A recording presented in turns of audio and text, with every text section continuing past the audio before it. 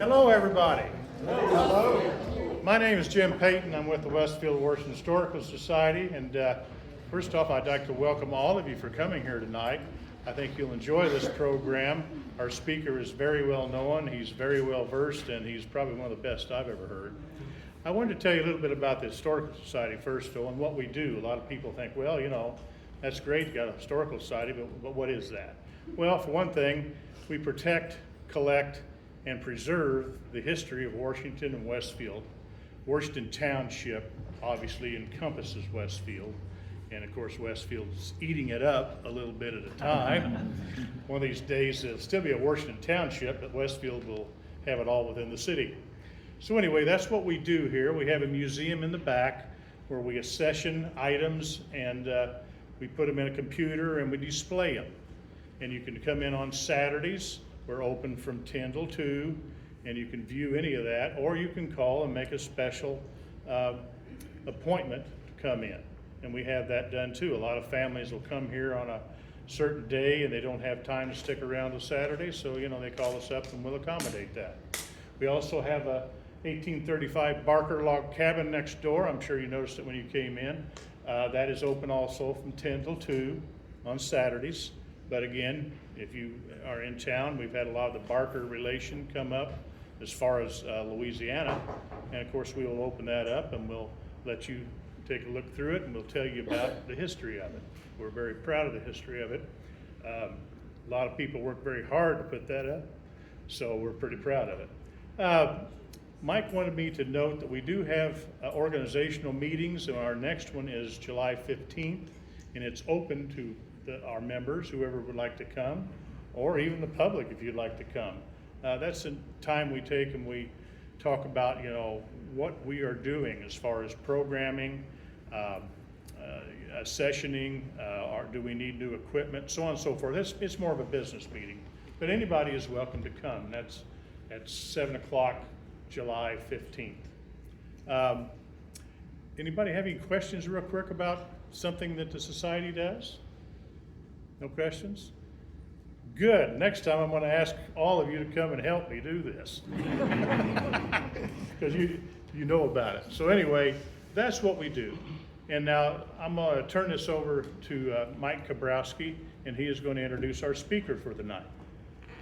Before I do that, I just wanted to ask some of you if you have interest in helping me. We are working on a map of the township, the 1866 map, a lot of you know, and we put it on Google Earth, and you have a look at there. We started to pinpoint every item that is on that map to make it searchable, and a lot of people come to our museum, look at the map, and try to find, hey, where do I live?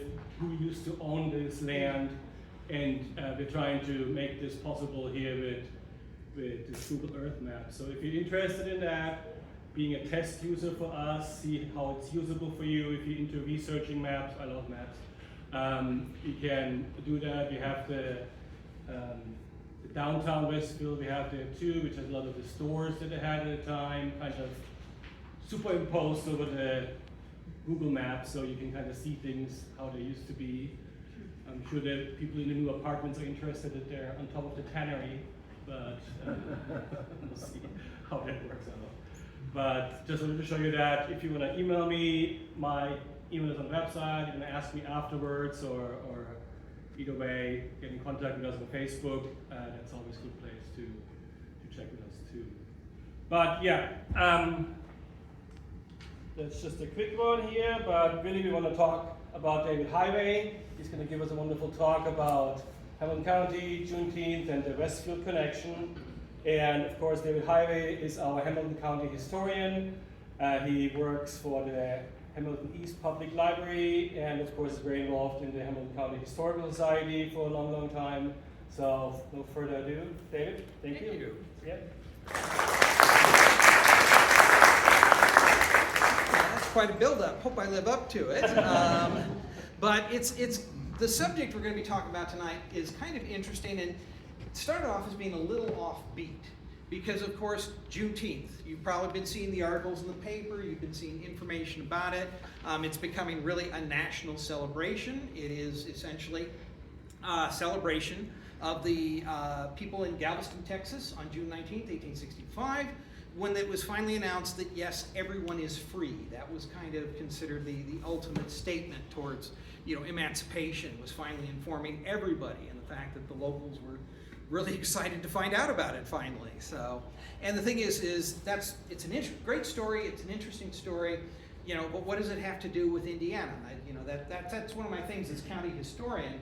It's kind of like people talk about Abraham Lincoln. That's great. He was never here, so there's not much I can do with that. But believe it or not, there are quite possibly strong ties to the actual original Juneteenth celebration, and so that's what I'm going to cover tonight. And we'll be getting into a lot of kind of weird digressions, including world geopolitics in the 1860s and just basically race relations here in Hamilton County. So, but we're going to start by talking about, the United States Colored Troops. It's a word we don't use much anymore, but at the time, that was how they identified African American soldiers. Later in the war, 1863, Abraham Lincoln finally accepted the fact that African Americans would be willing to fight for their country and were willing to accept them as part of that there. It's great because here in Hamilton County, a lot of them joined up almost immediately, coming out of Robert's Settlement. Does everybody here know about Robert's Settlement? Okay, a lot of you do. Robert's Settlement was a group of free people of color that settled up to the north here in the 1830s. And it had actually been a part of the community by the time this was going on for 3 decades, basically.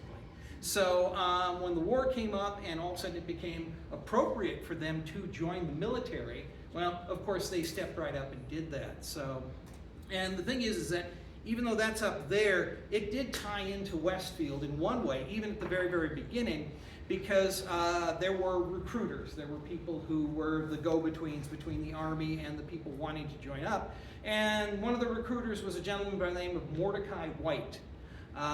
If you know, for instance, the diary here of Martha White Talbert, some of you have heard of that. There is Micaiah White, who was with Frederick Douglass when he was attacked by anti-abolitionists down in Pendleton. All of the family was, they're nieces and nephews of Levi Coffin. So they're all well connected in that Quaker Underground Railroad thing. Mordecai was one of the other brothers in the family.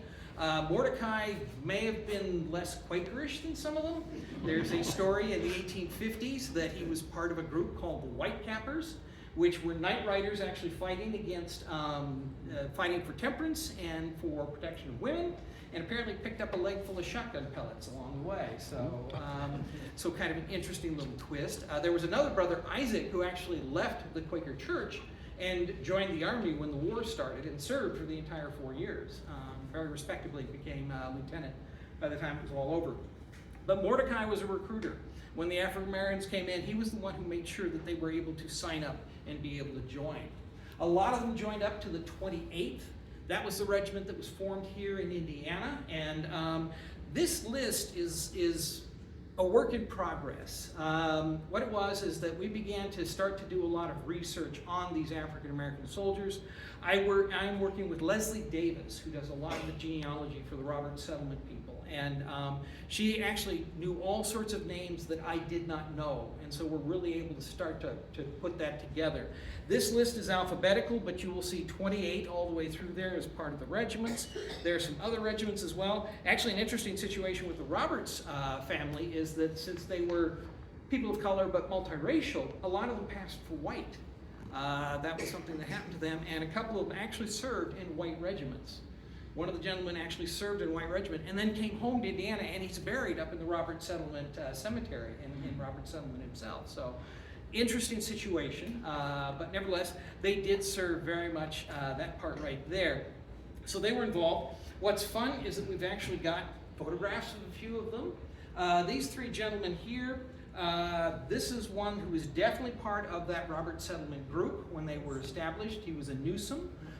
There were several families, the Waldrons and the Winburns and people like that were part of the original group, but he was a Newsom, and he served with the 31st. You have Alfred Scott, who eventually married into the Roberts, but he was from elsewhere in Indiana. He was one of those with the 28th. And then you have Barney Stone. Barney actually was a slave in Kentucky who escaped, joined the Army, served, and then in the 1890s moved up here to Hamilton County, up to Noblesville, and he's actually buried in Riverside Cemetery. He's buried in Crownland Cemetery, and he's buried in the Robert Settlement Cemetery up to the north there. So we had all these fellows going in, serving. They were in the 28th. The 28th actually, it's interesting, a lot of the troops, a lot of the African-American troops at first were given working jobs. It was kind of like help with the quartermasters, help build roads, do things like that. And we're not really put out to fight to begin with, which even though you had, of course, the 54th Massachusetts, I presume a lot of you have seen the movie Glory, had long since proved that they could fight just as well as anybody else. There was still a lot of tension there. So at any rate, but the 28th did end up going out there. One of the big things they did was the area around Richmond, Virginia. That tended to be where they served later in the war. They were in something called the Battle of the Curator, which was an extraordinary sort of thing. It's actually been in several books. What happened is that the Union side, and they did this actually in a couple different spots, wanted to break stalemate, wanted to break through the Confederate line, and what they did was literally use as much explosive as they could. And in this one, they actually got a bunch of miners from Pennsylvania to dig underneath the Confederate lines and plant an enormous pile of explosives, of gunpowders and things like that. And they actually set it off. And the thing is that like a lot of the other experiments, it happened and then they didn't know what to do. So literally they tried charging into it. The Confederates, of course, had been just literally blown to pieces. They were still able to regroup, start to fight back. The thing is that the African American troops did not go in first. Their leader, unfortunately, was drunk. The general that was supposed to command them, and people just said, oh, well, we can't trust them to do the fighting or anything like that. Well, after the white troops had just gotten hammered by the Confederates after they regrouped, then they sent in the black troops, who almost succeeded. They gave a very, very definitive account of themselves, but unfortunately they were also not able to break through the Confederate line at that point in time. But still, it was an epic battle, and it really showed a lot of people that they were willing to fight. As a matter of fact, there was one gentleman here from Hamilton County, a guy by the name of Thomas Lawrence, and he's somewhere on this map. He was actually wounded at the Battle of the Crater, so he was definitely part of that right there. So you have all of the USCT. The biggest thing that they were part of course, was the fall of Richmond. As I say, they were in and around Richmond, May 5th, 1865, April 3rd, 1865. They were one of the first troops into Richmond. There's some great stories about that. The chaplain for the group, he's not from Hamilton County, he was actually an escaped slave from Georgia, named Garland White, actually wrote a lot of letters home. He did a lot of communication and helped out with the troops on things like that. But the chaplain, Garland White, was literally marching into Richmond there, and a woman burst out of the crowd, an African-American woman burst out of the crowd and started hugging him. And he thought, well, that's wonderful. It was his mother. Oh. She had been enslaved by Robert Toombs of Georgia, the well-known senator from the thing there. She recognized him. And he was just absolutely stunned that this happened. But literally, that's what happened. The senator had taken her with him when he'd gone to Richmond as a servant or something like that. And she was there to see him march into Richmond. So truly epic sort of a thing there. So, but that was what the kind of thing that the 28th did. Now, tying it into Juneteenth, here's where we get into a little bit of geopolitics. It won't be on the final exam, don't worry about it. But what it is that it actually had nothing really to do with the Civil War. What it was is that during the Civil War, Mexico had become indebted to several European nations, England, France, and Germany, just as a matter of international finance. And what happened is that those European nations decided, okay, they're in our debt, they can't pay us back, so we're just going to take over the country. So literally that blatant sort of imperialism. The British backed out of it after a bit. They kind of said, this is not really what we do. But the French went right in there. They established their own government under an emperor of all things, Emperor Maximilian. He was like a cousin of Napoleon III, who was leader of France at that point in time. and kind of established, that this is now part of the Empire of France. Well, of course, the Mexicans did not like that, and they were united under the president that they elected, a gentleman by the name of Benito Juarez. And so, as a result, the United States did not like this because, of course, it's a violation of what we call the Monroe Doctrine, which was basically you had Europeans coming in, grabbing, area here in the New World. The problem is we were busy killing ourselves when the guys did that. This was in the middle of the war, and there was absolutely nothing we could do. As a matter of fact, we didn't want to do anything because there were all sorts of potentially international sorts of things that could happen. Basically, if any of those powers, the British, the French, the Germans, or something like that, had recognized the Confederacy, that would have been the end of the war. Because then they would have had supplies, materials, all sorts of things that would have made them impossible to continue the fight. So you had those sorts of things going on. It was interesting, at one point in time, the Russian Navy made a diplomatic visit to both San Francisco and New York City. And it was nothing big. It was just kind of like they were on a round-the-world cruise, and so they'd stopped in these ports, and there was official ceremonies and all this other kind of stuff. Well, the Brits did not like that. The Brits did not get along with the Russians at that point in time, and there was very nearly an international incident. And we ended up kind of saying, no, we're not aligned with the Russians. We're not trying to do this. So there was a lot of kind of tension like that. So you had these sorts of tensions, things going on there. Well, the war ends, 1865, of course. All of a sudden, we've got a little bit of free space. And so we're saying, okay, we're going to deal with some of these issues. And one of the first things that we did actually was to, of course, throw our support behind Benito Juarez. Now, just verbally, we did not want to go in and start another war. We were done with that for the time being. However, what we did have was a huge supply of military material. Weapons and uniforms and ammo, all sorts of things like this, and it's just sitting in warehouses. We're done with the war. We don't need this anymore. So they literally got to the point where they would haul it down to the Rio Grande, take it across the United States, haul it down to the Rio Grande, and just sort of leave it on the bank of the Rio Grande, and sort of let the Mexican Republicans, as the Benito Juarez's people were called, the Republicans, realize it was there. It's all there, guys. Go ahead and grab it. Do what you need to do there. And so they did that for a while. The French did not like that, obviously, because we were given all sorts of supplies. They threatened to do something in opposition to that. But by that point in time, along with the material that had been sent down, there were also soldiers going down there. Basically, the war was over. These were guys that still had time left in their enlistment. They, you usually signed up for like a 3-year, 4-year, something like that. And a lot of the guys, when the war ended, had a year, 6 months left in their enlistment. And the government saying, you signed a contract, guys. We need to keep you here. And as it turns out, we need you down on the Rio Grande because the French are threatening to make some noise here. So when one of the French representatives came in, and General Philip Sheridan was the one who was in charge of it, said, this is offensive, and look at, you're supplying these people. And I mean, there were literally Mexican regiments outfitted in Union uniforms. The blue uniforms with the belts, the whole 9 yards, absolutely everything. But you had these regiments that were outfitted like that. The French were objecting about it, and Philip Sheridan pointed out that he had 50,000 combat experienced soldiers on that border, and if they want to cross, that's their problem. So they stayed on their side, and the thing is, though, is that we kept sneaking these supplies across. We did all this. There's a bad movie that was made in the 1950s called The Undefeated with John Wayne and Rock Hudson. Unfortunately, it's very pro-Confederate. I do not recommend it. But it is just about this kind of situation where you've got this Mexican conflict going on. And a lot of the Confederates actually headed into into Mexico after the war. Well, a lot of them had committed war crimes during the war, had massacred troops, particularly African-American troops, and they knew they were not going to be treated well. So they fled to Mexico and joined, of course, the imperial armies as opposed to the Republicans. There's actually a story, too, about some African-American soldiers that actually joined up with the Mexican Republican armies in a place called Baghdad, Mexico.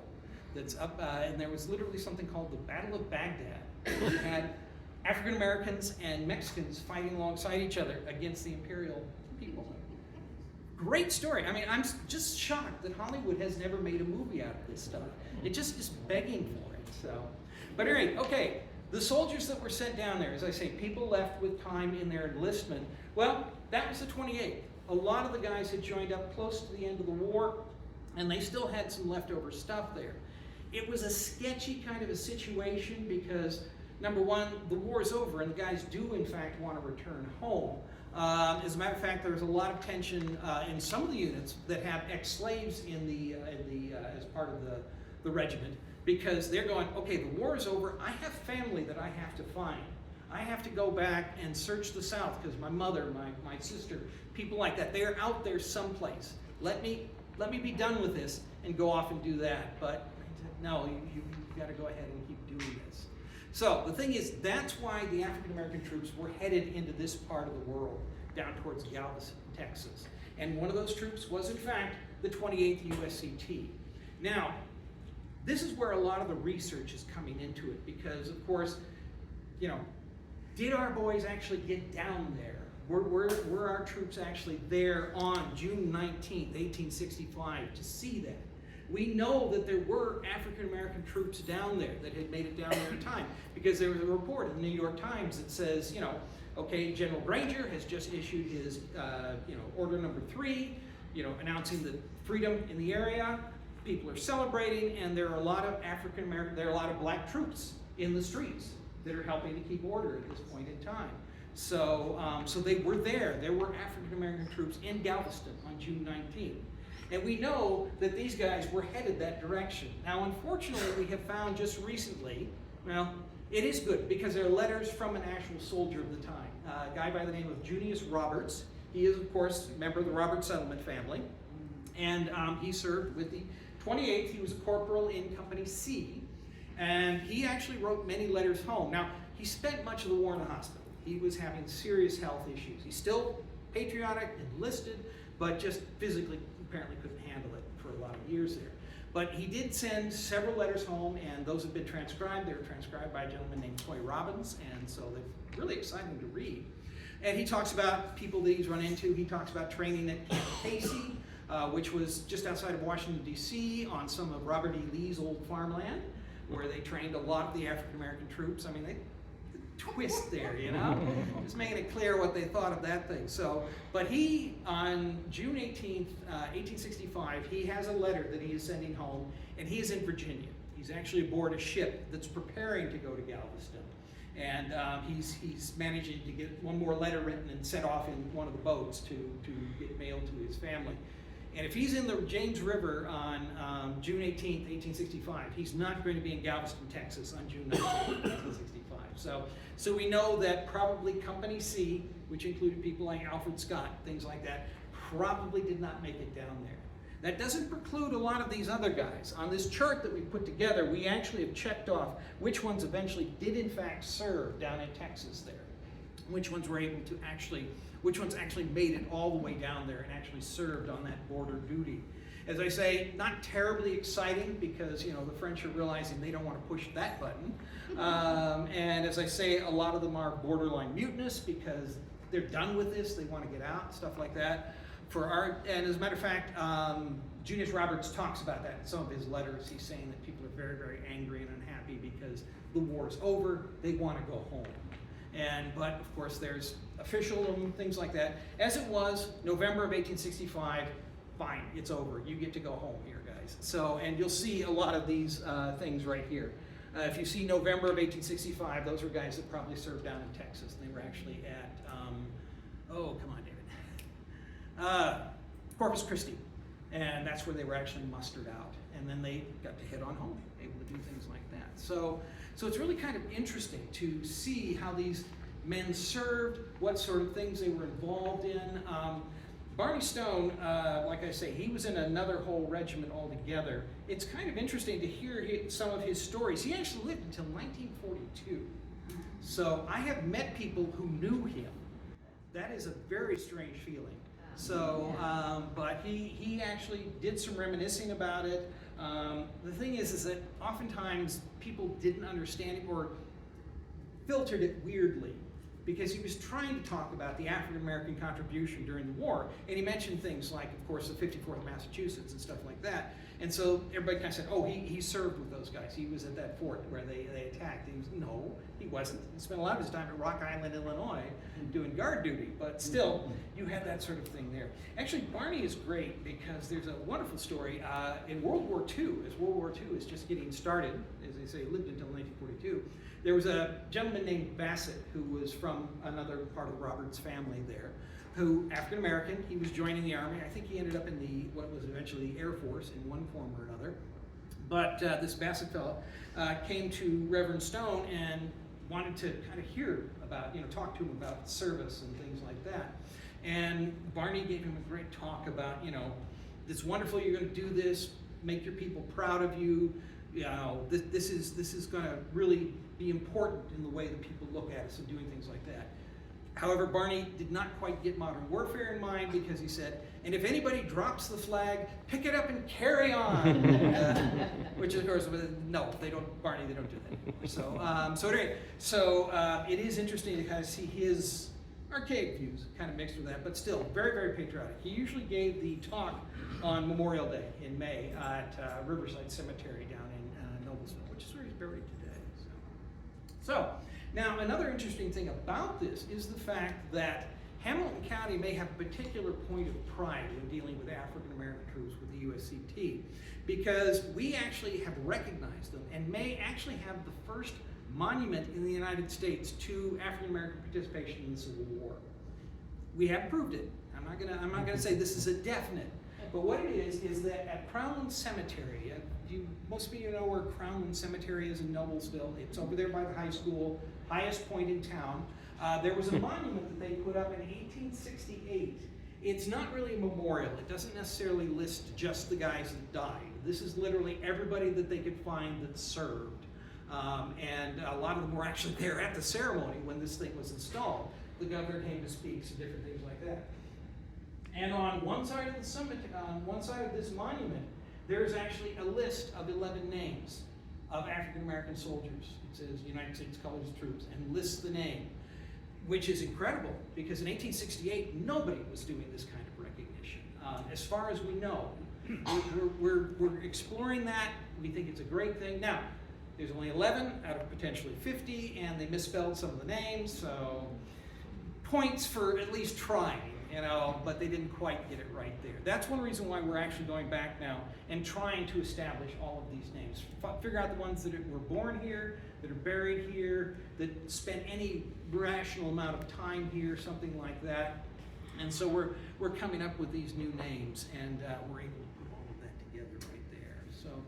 So that is what we have for the Indiana 28th, the USCT, Hamilton County soldiers, and whether or not they might have been at Juneteenth Day. So that is what we have right there, and if you've got any questions, let me know.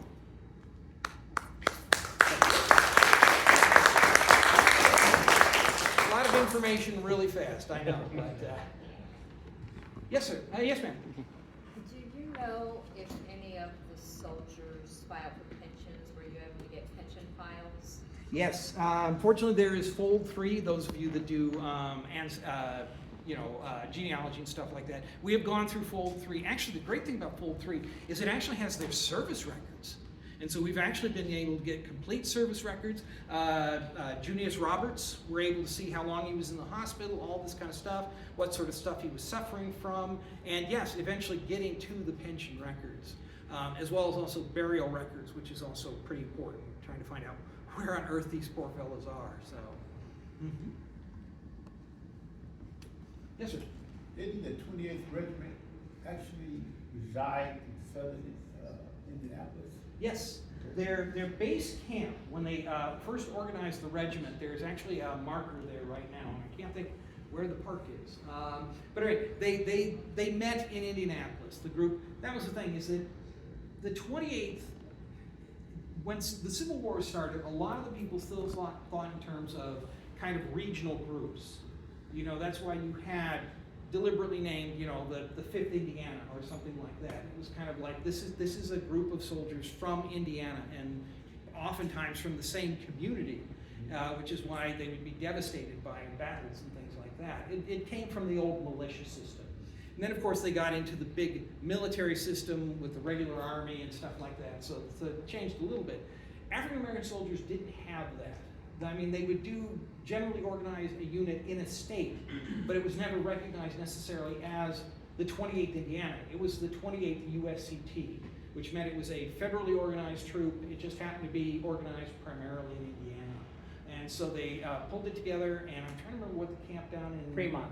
Huh? Camp Fremont. Fremont, thank you, yes, which of course, if you're an abolitionist, makes a lot of sense. So, so the 28th did in fact coalesce there, but they were from all over, I think, central Indiana, probably from all over Indiana. I mean, there are guys that, like the 31st, I think the 31st was largely organized in Illinois. What it was is a lot of these gentlemen were extremely patriotic, and when they finally opened up enlistment to African Americans, they said, fine, let me find a troop, someplace, any place. As a matter of fact, there was one gentleman, there were 4 brothers named Horde, and it's spelled a couple different ways, H-O-R-D, something like that. Excuse me, 3 brothers named Horde, John, William, and George.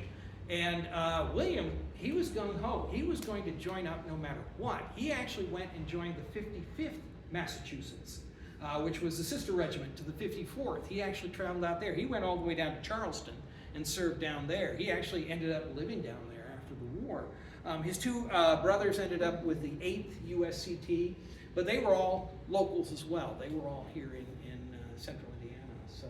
So yeah, it was kind of like, this was more of a federal type of a thing than necessarily a state militia type of a thing.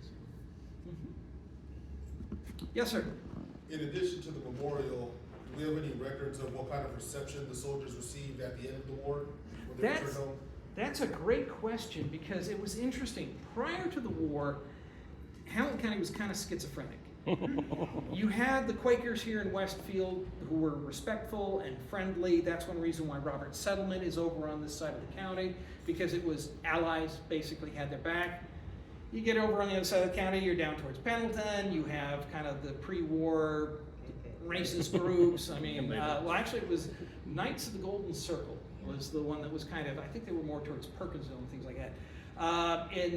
Prior to the war, there were a group of abolitionists came to Noblesville, got rotten eggs thrown at them, so there was that kind of a thing. After the war, however, what it was is that all of the white soldiers came back, and they felt very, very strongly about the fact that the African Americans had joined their side. You know, they knew who had been shooting at them and who was beside them when the shots were being fired there. They hated the Confederacy. They absolutely despised the Confederacy. Last couple of years, of course, there's a lot of talk about taking down statues and stuff. The local guys, when they put up that statue of Lee down in Richmond that was just taken down recently, local guys hated that. They were infuriated by that. There was literally an editorial said, are we going to have to fight the war all over again? You're recognizing it. They hated the Confederate flag. As a matter of fact, there was a point where President Cleveland, Grover Cleveland, there was a big collection of Confederate battle flags that had been in Washington, D.C. that had been captured during the war. And he said, okay, the war's over, let's just return them to the South. And the Union troopers, the veterans just said, absolutely not. You will not return those. We paid blood for those things. So as a result, people like, for instance, Barney Stone, when he came up to Noblesville, he became chaplain of the veterans group. They were accepted into the veterans group. After the war, as a matter of fact, in Noblesville, we had African Americans serving with law enforcement. We had some that were deputized by the sheriff. We had others that were elected to constable. There was another gentleman who was elected to actually be a justice of the peace. And people sat on juries, all of this kind of stuff. So the post-war attitude was kind of like, yes, these people were on our side and we're going to respect them. There were some wonderful events in downtown Noblesville, 1872, during Grant's run for the presidency. There was a huge, huge festival, or kind of a meet. They put up a big kind of flagpole in the center of the thing, and it was organized by the African American community. It was organized people from Robert's settlement, things like that, saying that we are a part of this community. We can now vote. We are definitely going to participate in all of this. 1880, there's a gentleman ran for county recorder. Now, there were limits. I say he ran for county recorder. He did not make it as county recorder. They did not elect him. I mean, there was still a certain psychological kind of like, you're our friends, we're not going to put you in charge of anything. So that's unfortunately one of the things. Actually, during the war itself, 1864, there was a gentleman who'd come up on the Underground Railroad named John Burtwell, and he was living here in Westfield. And in 1864, he actually ran for township trustee. He placed second in a group of 3. And the reason we know about it is because there was an Indianapolis newspaper that had an absolute fit. You know, that they almost elected a black man to political office in Westfield, Indiana. It was just, you know, what are these people doing? They're all insane. That, of course, the attitude did change as time went along. Actually, particularly, there was a big natural gas boom here in Indiana, big industries, all this kind of stuff, which then failed. So all of a sudden you have a lot of social tensions that came from that, and that was right about the time that the Klan really started to be growing in a big way. And so, yeah, by the 1920s, completely the adverse. Most of the African Americans were moving out of this area. There were no opportunities here. One of the things about the African American community in Roberts Settlement particularly, but also really in this part of Hamilton County, is that education was key. They were very, very literate, very, very well educated. It was kind of like they became doctors and lawyers and ministers and teachers. You know, that was a very important thing for them. But there's no opportunity here. You know, you could teach in a black school, but you couldn't do anything more than that. So they head up to Kokomo, Chicago, Indianapolis, all over the United States. Roberts Settlement actually is doing a lot of great work on discussing this. They have a new exhibit up there called their Legacy Walk, which discusses that kind of dispersal by the early 20th century of simply moving out. And so if you see, it's up on 276th Street, just about a mile to the east of 31. They've got a great new exhibit that they've been putting up there. So Brian Glover can tell you a little bit more about it. Brian can tell you a lot about it if you have questions about it afterwards. Brian Glover here. Yeah. So Brian can do something. So yes, that was kind of the way the attitude sort of, it's a funny sort of thing like that. It's not, you know, all rise or all fall. It kind of went in waves. And during the mid-20th century, an African American in Hamilton County just had a miserable life. You know, we had legal segregation in stores and redlining and all of this kind of stuff there. And it wasn't until late 1960s, maybe on into the 70s, that started to turn around. So that things are a little bit better now. We hope. So, okay, more questions? Yes. Can you explain Robert's settlement? Okay.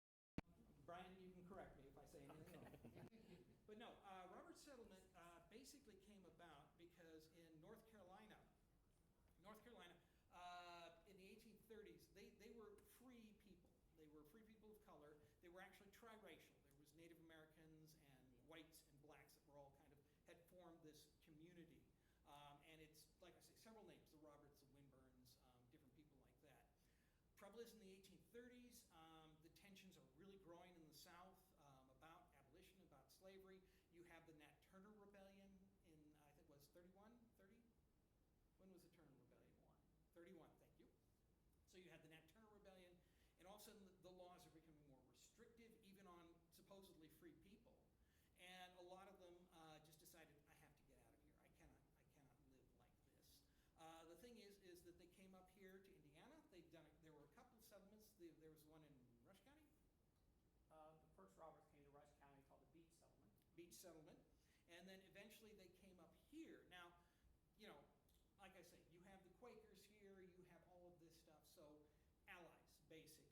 I mean, still, they're kind of an isolated settlement up there, but they came together, they built the settlement, it was very successful in a way. It's not a town, properly speaking. There were not stores or post office or anything like that. When they wanted something, they would go to Westfield, they'd go to Arcadia, they'd go to Cicero, something like that. But there was a church, which is still there, by the way. And there were several cemeteries that hold them, and probably some houses. But one of them's been put on the National Register. There are some others that maybe could be. You were not sure. You'd have to peel some of the siding off, and probably the people that own them wouldn't want you to do that. So yes, there is a certain amount of. The great thing is that the family itself is still very strongly together. It's still a strong intellectual community because they have a big reunion every 4th of July. There is the Roberts Settlement Homecoming, and they've done this for 100 years. Actually, they were doing it in some version even before that. The 100th year was 2023. So, and they're going to be doing it again this year. So it's really a fascinating story. There's a book called Southern Seed, Northern Soil. It was written by Stephen Vincent. He's from Noblesville, and talks about the settlement up there. The only thing I would clarify is that it was not an integrated community.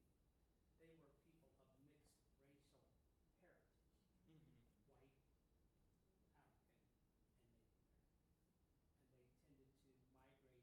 Thank you. Now the school, there was a school there, when it's not there anymore, when did it? 1913 or 1950, the school was taken down. So it was a public school. Yeah. There were several Indiana public schools built in the area. And this one just happened to be built at what they called Robert's Corner at the time.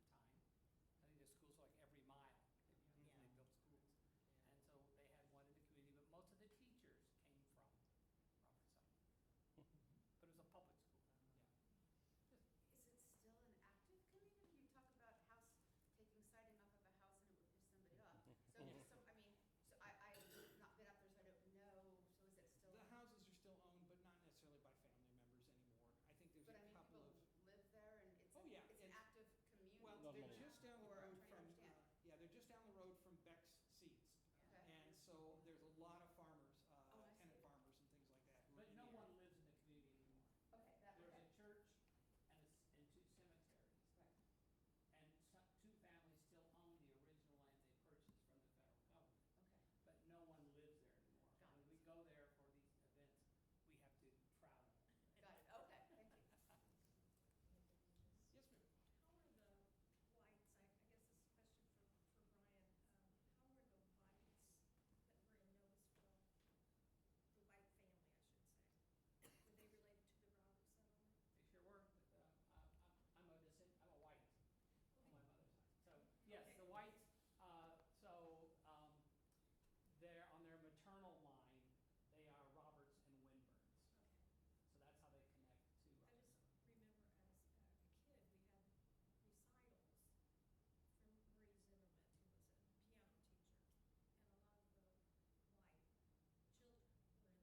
I just My mother was a white. Okay. Yes. Yeah, Murphy White, of course, the Yeah, city Murphy. councilor, Yeah. definitely part of this, so. Okay. More questions? Yes? The Junius Roberts letters. Yes. Do you know, are those available online or a repository? They are in the Roberts Settlement Collection, and I'm not sure I where they. believe they were copies of them Yes, that were donated to the Library of Congress. yeah, Okay. And there are copies at the State Library, I believe. yeah. Interesting about Junius Roberts, I got a letter today and a Oh. check from his second great granddaughter, Really? who lives in Thomasville, Georgia. Mhm. And she only recently discovered her connection to Robert Sullivan.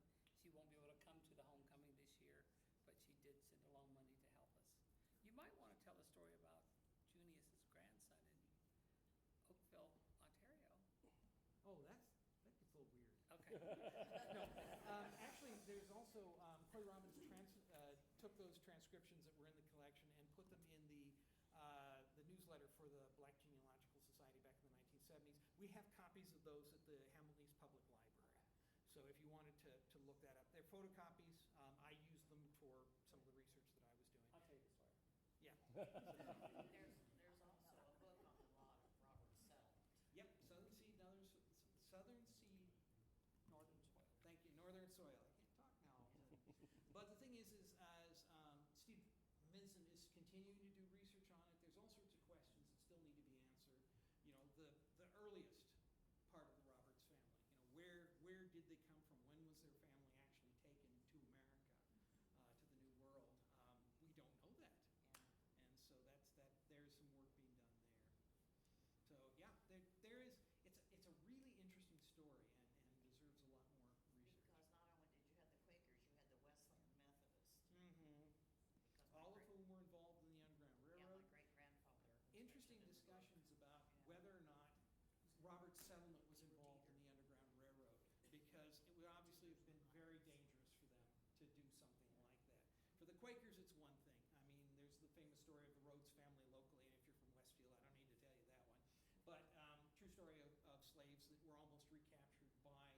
their former owner. And so as a result, there's a lot of good detail about it. So you have, you know, the Rhodes family and things like that, but did the Roberts get involved with that stuff?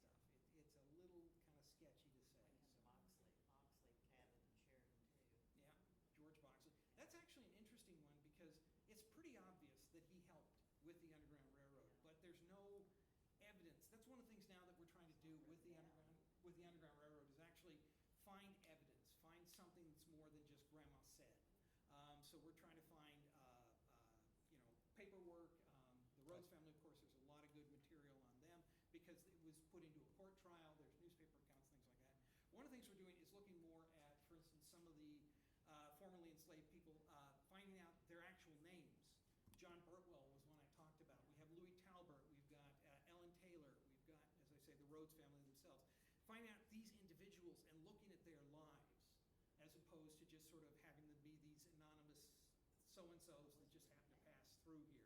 That they're the ones who have the guts to actually do the escape and to get up this far. And by the time they got up here, they were halfway there. So, I mean, that was an important thing. But really, that's one thing, for instance, about the Rhodes family, the fact that John Rhodes is willing to fight for his family and willing to defend them and to work on making sure that they stay safe. So it's a great story. Actually, his son, we've got some great stuff about that, who was born and raised here in Hamilton County, actually was one of those that was deputized by the sheriff in the 1870s.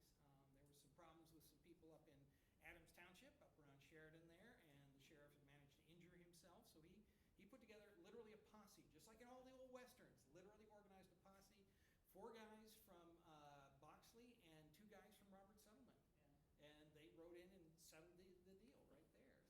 So it's a really interesting story. And the story of the Great Swamp along 31 too. If you got through the Great Swamp, you were kind of home free. Yeah. Dismal Swamp up there where 32 and 38 cross, there is actually a literal swamp. And it's called on the old maps Dismal Swamp. Actually, there was a huge Dismal Swamp in, I think it's North Carolina. So I have a feeling that was just a reflection of the other name there. It's all drained now, so you can't really see it. I think when we did 31, I think they had to dig pretty deep because it got a little shaky there. It took a little longer than they thought. Yeah, 236 and 31. Yeah. That's all springs along there too. Yeah. So that was it was a key spot, a good place to hide people and stuff like that. So yeah, working on that Underground Railroad story is kind of interesting. As I say, Robert Settlement though is really kind of a separate kind of a story of this group that is kind of establishing itself. So very, very interesting stuff there. Okay, kind of wandered off from the Civil War here, but these are good topics anyway. Yes. Well, while you've wandered off, Mm-hmm.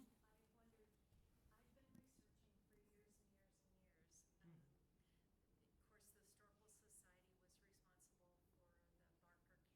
course, the Historical Society was responsible for the Barker cabin. Do you, as our historian, know or have anything that can lead us to where we can find out if Nicholas Barker was actually in the Underground Railroad? I know some of his family was, and I know that he was a part of the White family. He, friends with the White family.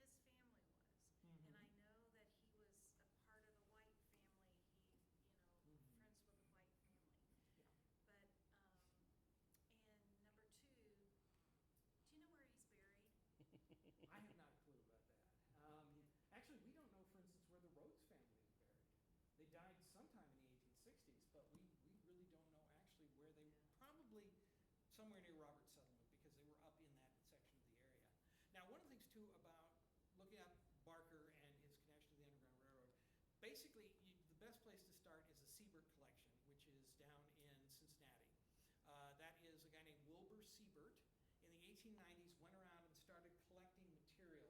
The Quakers didn't talk about it. They did their bit, and they said, we're proud that we were able to help in some way, but we're not going to go bragging about it. That's not the Quaker way.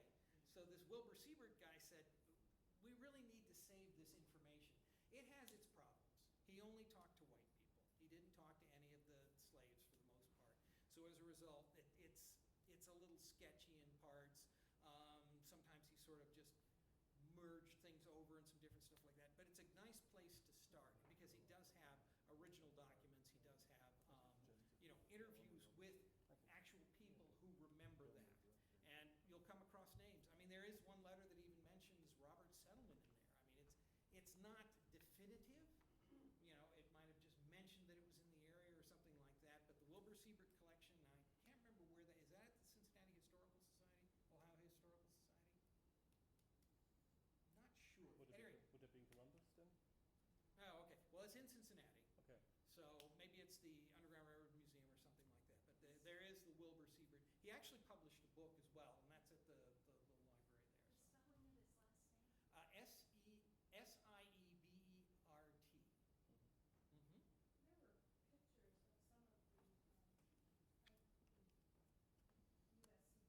troops. Mm-hmm.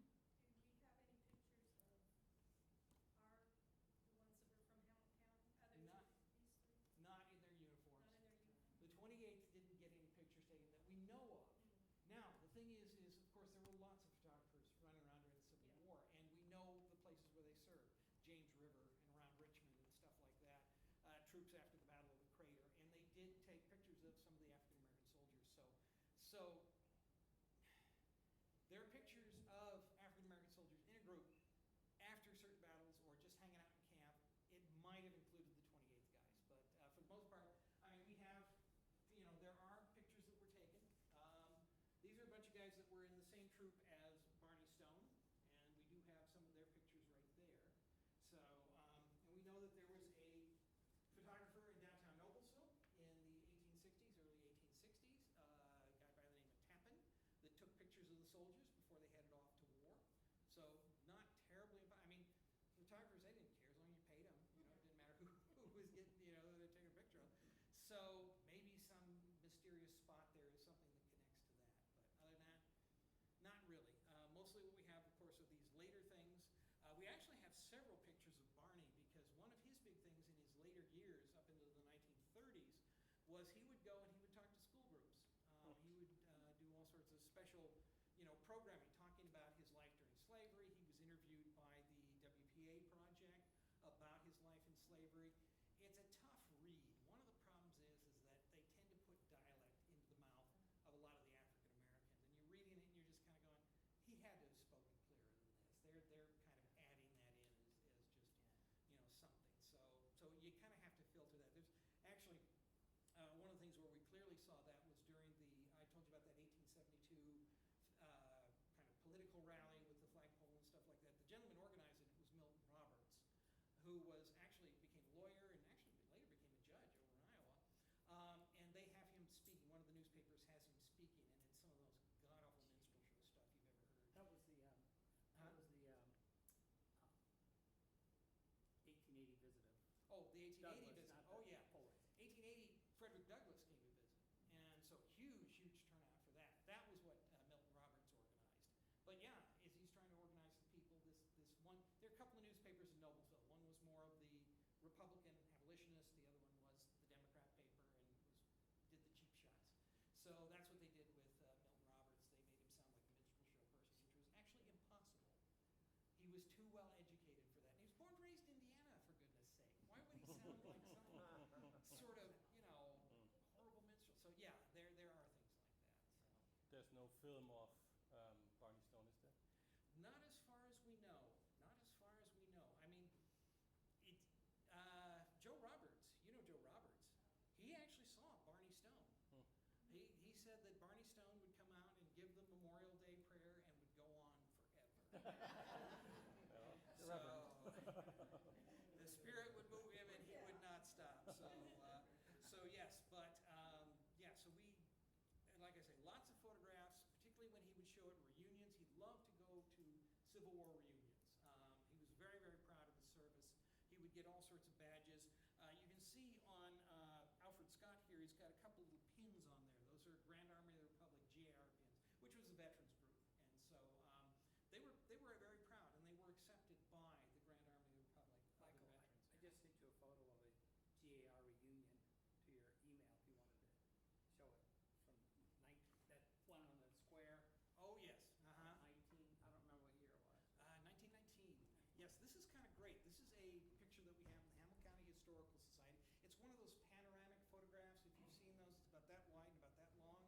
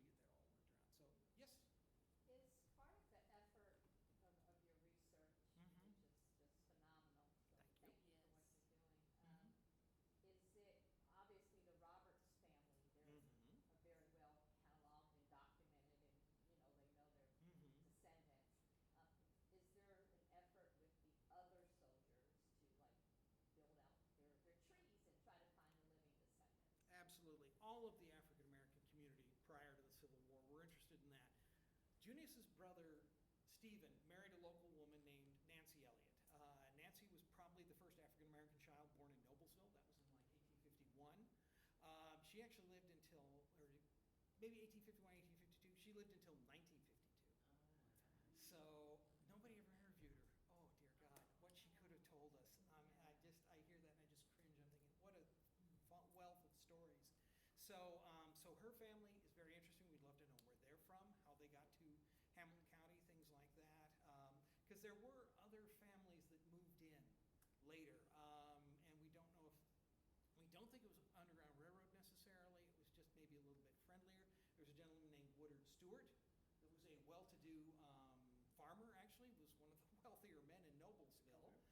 His daughter Eva was the first graduate of Noblesville, African-American graduate of Noblesville High School. His house still exists. So Oh, I shrunk it down, I don't know. Very- It was a big file. It's very shrunk. Okay, I can send it again. And then- You can see Sorry, everything there. sorry, I'll do it again. yeah, they'll work on that. So. DNA to get. I beg your pardon? Are you using DNA to get to where some of these families came from? I mean, Yeah, that would be an idea, but really, generally speaking, the Roberts family, in the 1920s, so many of the families left. yeah. So many of the African Americans in the community left that it was just, except for those, like I say, with Roberts settlement that had a base that they could work from. Everybody else, there were no opportunities. There was just, hatred, and they just said, no, we're going to Chicago. There's just nothing here. We have quite a bit of information about the African American families who settled in Noblesville, maybe a dozen years after they came to Roberts settlement. So like you were talking about Nancy Elliott, we know about the Elliott family, but they all have a similar story. They came from North Carolina or Virginia as free people of color, and for whatever, we don't know the reasons why they chose Noblesville. They clearly weren't related to the Roberts people. They eventually, many of them did marry into those families, but they settled in Noblesville, they settled in Westfield, and probably because this was, generally speaking, an area that was somewhat hospitable to people of color. Yeah. Actually, there's a family as well, a gentleman who settled in and married a woman from Roberts settlement named James Coulter, Colter. His son Cyrus actually became a well-known author. He moved to Chicago, Cyrus Coulter, and worked for the government and worked for various official places and things like that. But after he retired from all of his official work, he became a well-known fiction writer. So, and he actually has memories. He would write back and told about some of his memories of growing up in Noblesville. And at that point in time, this was prior to the rise of the Klan, or just at the very beginning of it, and the real tension hadn't set in. So he actually had some good memories. I mean, he was like 6 years old when his family left, but he said it wasn't that bad. His father actually was an early leader in the Indiana NAACP, and actually was involved in a lot of theater stuff, and was kind of the manager for Noble Sissel for a while. Noble Sissel, U.B. Blake, the famous Broadway composer group. And so he was with Noble Sissel for a while. So he actually wrote plays himself. I found one that was in the newspaper talking about it. It's interesting because it's great to see an African American playwright and that it's performed in Noblesville. However, it's a play about how it's wrong to give women the right to vote. That's one of those things where it's kind of like, okay, we're crossing some streams here, people. I'm not comfortable with that at all. So, but we are collecting the material and trying to get it in a spot so that we can then follow up and know something about this. And then if more material shows up, we'll actually have some stuff there. So, I'm All trying. right, everybody, thank you, David, Heighway, for John. You come on up and look at some of this stuff if you want to, and I will hang around. I'll be glad to answer any questions. Before we do that, a couple of things. We're going to open the cabin if you're interested in going there. Also, the museum, if you want to